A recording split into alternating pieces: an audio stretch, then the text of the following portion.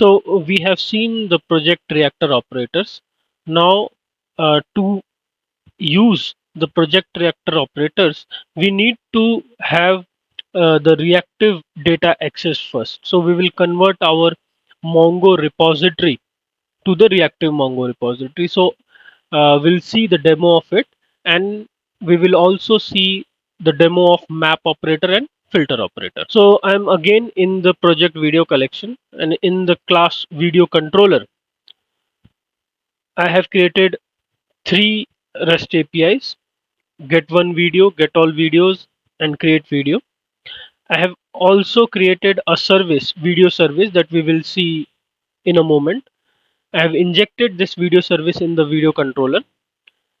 In the first API, that is a get mapping with a path variable ID, I'm calling the video service method get one video and passing the path variable ID, and the return type is optional video.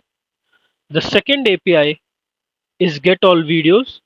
I'm calling video service dot get all video method, and it's a get mapping, and it returns iterable of video. The third API is a post mapping, which is a create video method, which takes in the request body of type video, and I'm calling video service create video method and passing the video object into it, and the return type is of video. In the video entity, I have added three more attributes, that is ID, price, and year, and annotated the entity with a @document to represent the document in the collection video. In the video, I have created a video repository as well. So I have denoted the annotation @repository over the interface video repository that extends Mongo repository of type video, comma, string. That is, the entity is video and the ID is of type string. Now the video service. So video service is a simple service that injects video repository, and it has three methods: get one video, get all videos, and create video. The get one video calls the video repository find by ID with the ID. Get all videos calls find video repository dot find all and represent find all and returns iterable video. Create video calls video repository dot save method with the input video and returns a video. Now, in order to change the data access to the reactive nature, we have to convert Mongo repository to reactive Mongo repository. Now, as soon as we convert the Mongo repository to Mongo reactive repository, our service, there will be failures in the service and the controllers. There will be a ripple effect of the errors in all other components as well. So we have to fix that as well. So in whenever video.repository find by ID will now return mono of t. So instead of optional, we will use mono from the project reactor, and find all will return flux instead of iterable, and save will return mono of video. So there is a pattern. The optional gets converted into mono and the iterable gets converted into flux. Now in our controller, we have to change the return type as well. So optional will be converted into mono, iterable will be converted into flux, and video will be converted to mono of video. So all the return types of the APIs have been changed to mono or flux publisher so that it becomes reactive. Now we will start again the application. Now the server has started on port 8080 with the embedded NetEase server. So we can again test our application or the reactive APIs, the converted reactive APIs from the blocking APIs with the help of the Postman. Now, first we will create a video. So we will call the reactive create endpoint. So we will call local host 8080 slash videos endpoint, and with a JSON body, I'm taking the name as Titanic, price as some value, and year as 1990. Now, if I send the request, so I'm getting the response with an additional field that is ID. So I can copy this ID and I can paste as a path variable in our get a video API that is on the same localhost 8080 slash videos, and at the end the ID as a path variable. If I send the request, I will get a response from the server. We can also call the get all videos method. So it will return the all the added videos.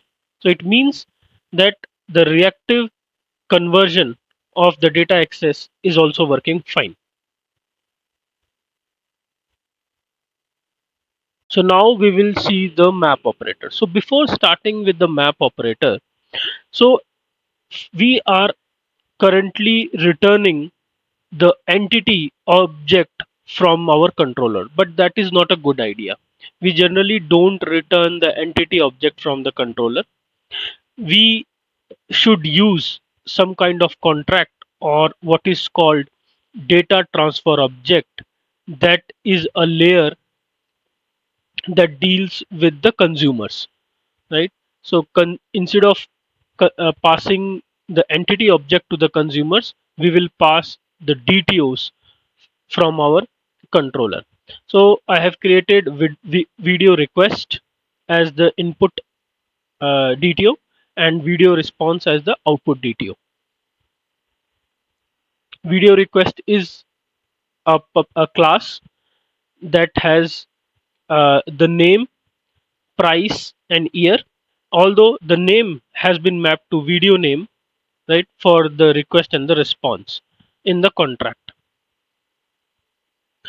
And again, the same boilerplate code has been removed using Lombok.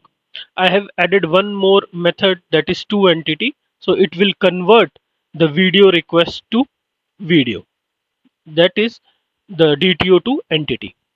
Similarly, in the video response, the boilerplate code has been removed with the Lombok, and the response contains an extra field ID and the other three, that is name, price, and year, and the name is again handled with a different name, that is video name.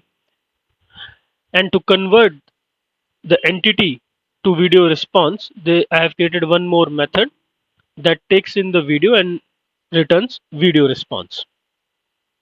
So now in our controller, we will, instead of video, we will return video response, right? So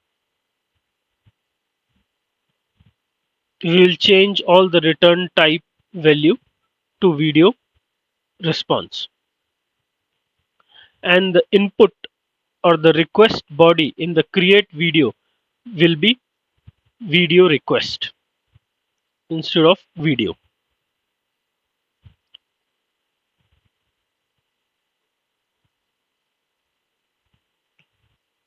Now as we have changed the response type and the request type, so we have to change our uh, service layer as well.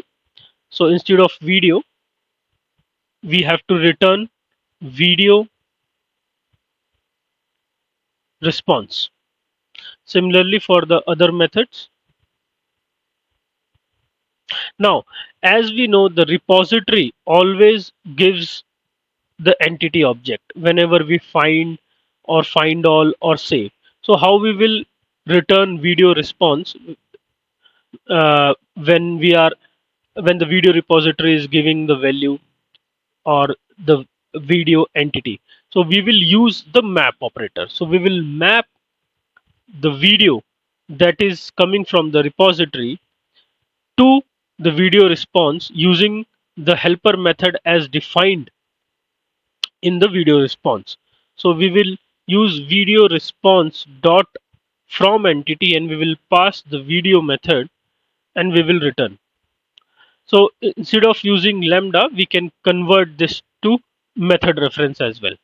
So for the get all videos as well, we will map all the videos coming from the find all operation from the video repository, and we will use again the same video response helper method that will convert each video to video response.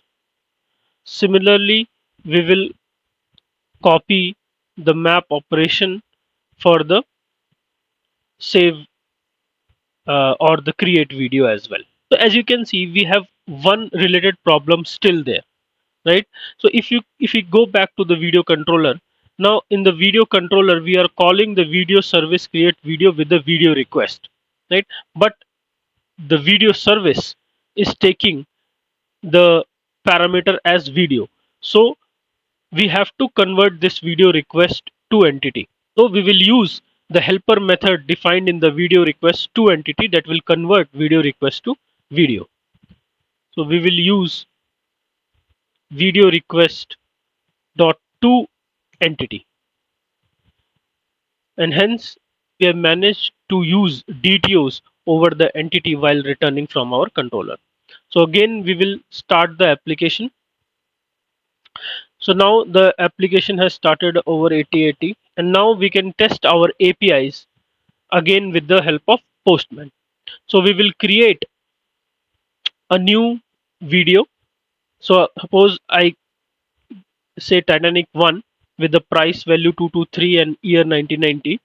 Then if I send the request, so I will get a 200 response with the ID, price, year, and video name. As you can see, we had the name changed to video name in the DTO, and that same has been returned from the server.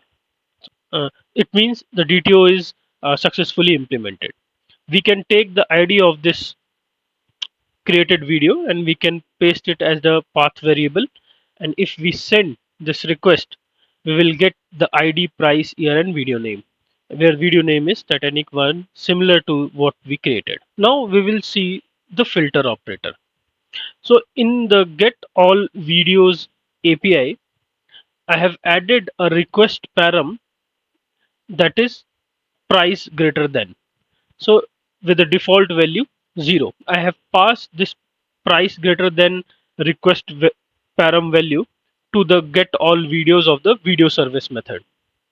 Now inside the video service, so inside the video service class, in the method get all videos, first we are finding all the videos from the video repository, and then we are filtering over those videos where the price of each video we are comparing with the input price greater than, and if the price of the video is greater than the price greater than value, then we are converting those videos to the video response. So we are filtering all the videos whose price is greater than the input request parameter price greater than value. Now let's again test this API, that is get all videos, with this new change of addition of filter. So we will test via Postman. So first we will create some videos with different values or different prices. So let's create a video Titanic 1 with price 220. If I send the request, I have a video created. Now I will change the name to Titanic 2 and I will change the value to 100. And I will again send the request and it is successfully created. So if I do get all videos with a price greater than 200, I am getting only one response that has the price 223. If I remove the price greater than value and if I send the request again, I will get to response. So it means the filter operation is working